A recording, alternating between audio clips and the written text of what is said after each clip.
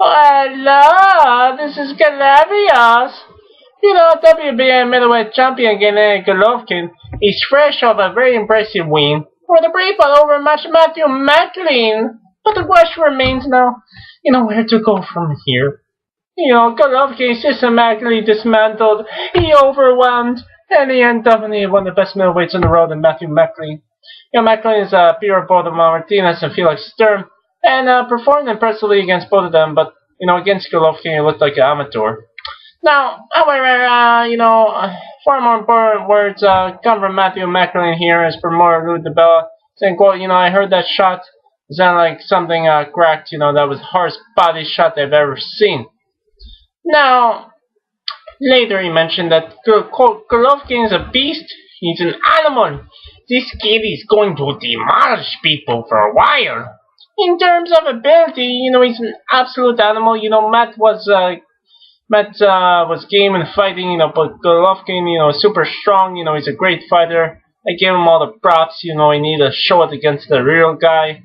That was one of the great body shots I've ever seen, and it's been around this game for 25 years. Matthew McLean was equally explicit in his praise. Well, he's the best I ever fought. He never really let me get started. It was a great shot he landed. The left hook to the body is personally one of my favorites.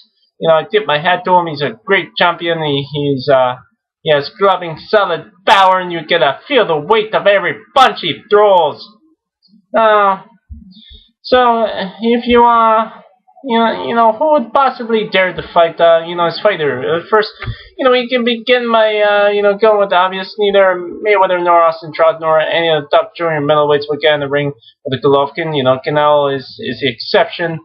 He'd be willing to take the fight. Then again, he comes in the ring at 170 for some fights, and he has a good beat of power for himself. And yet I just don't see Golden Boy permitting that fight with Golovkin unless he gets a surprise KO win against Mayweather.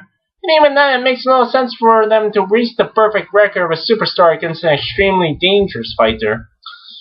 So additionally, a fair point is that, he's simply too big and strong for a 154-pound fighter. Regardless of whether or not he can make this weight, Floyd Mayweather Jr. would be destroyed by Golovkin at 154. It's not really a fair fight. Golovkin punches like a heavyweight.